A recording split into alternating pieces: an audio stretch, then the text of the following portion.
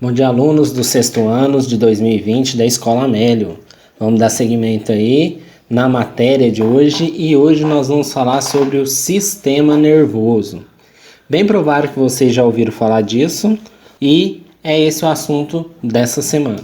Bom, sistema nervoso é um conjunto de estrutura por receber e interpretar estímulos ambientais. Então veja só, a gente capta muita coisa do ambiente, som, luz, a gente toca nas coisas, sente as coisas, que é o tato, até outros sentidos que nós temos, né? O pensamento, o sentimento, tudo isso é percebido e interpretado pelo sistema nervoso. Então, o sistema nervoso vamos dizer assim, é uma rede que recebe, envia e interpreta essas informações, né? Então você está estudando, ouvindo eu falar, vendo a imagem do computador ou do celular, isso tudo está sendo interpretado pelo seu sistema nervoso. Esse sistema nervoso que faz você pensar, estudar e tudo mais. Bom, dando seguimento aí, nosso sistema nervoso também é composto por células, né? Então, tem praticamente duas células. O neurônio, que é a unidade estrutural e funcional do sistema nervoso, é ele muitas vezes que vai receber informação, enviar e também trazer respostas para os demais órgãos e fazendo a gente se mexer ou qualquer coisa. Então, tem o neurônio. E tem a outra célula que é chamada de gliócitos ou células da glia, que serve para sustentar, proteger e nutrir os neurônios. Essa célula serve de base aí para sustentar o neurônio e fazer o sistema nervoso funcionar. Ok? Então são dois tipos de células praticamente no sistema nervoso: o neurônio e as células da glia ou gliócitos. Especificamente o neurônio, como é a principal célula do sistema nervoso, ele pode ser dividido em três partes.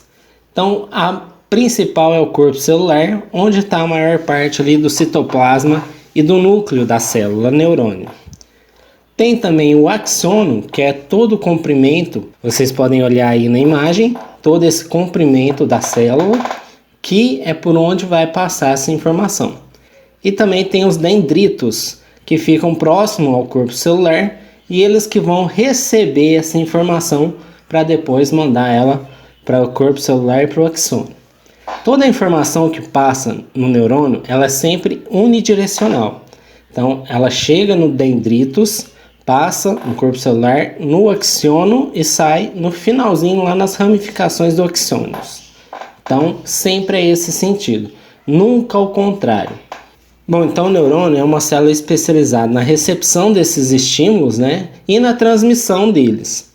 Essa transmissão é feita através do que nós chamamos de impulso nervoso. Então, lembrando, como eu falei anteriormente, a transmissão ocorre sempre nesse mesmo sentido: dendritos, corpo celular e axônio, ok?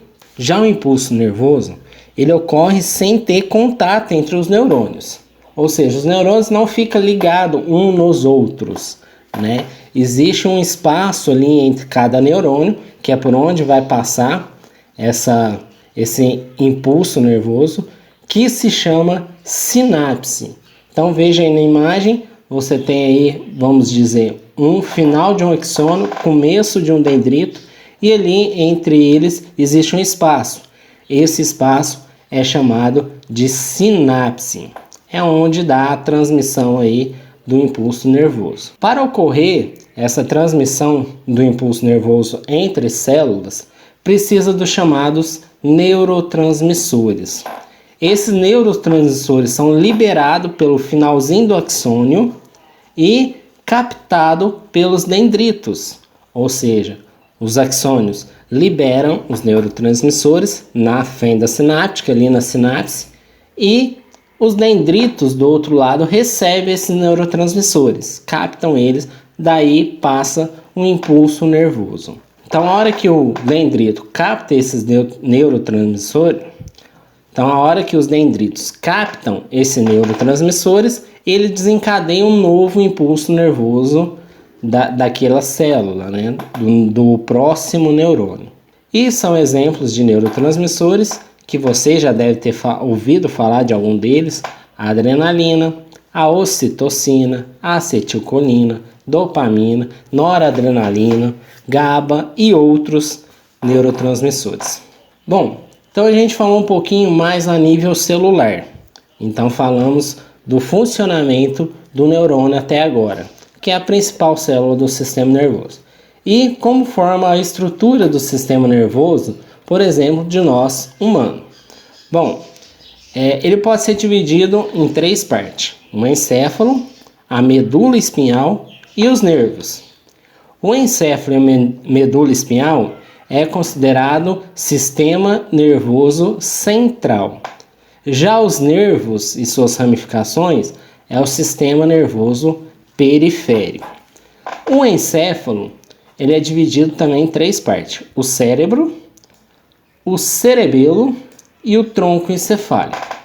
A medula espinhal ela percorre toda a nossa coluna por dentro das chamadas vértebras, ou seja, ela é protegida pelas vértebras porque ela passa no meio dessas vértebras, a medula espinhal. E o nervo ele se ramifica para o corpo inteiro. Então, quando a gente sente alguma coisa com a mão, então tem esses estímulos que passam pelos nervos da nossa mão e depois envia esse sinal lá para o nosso cérebro.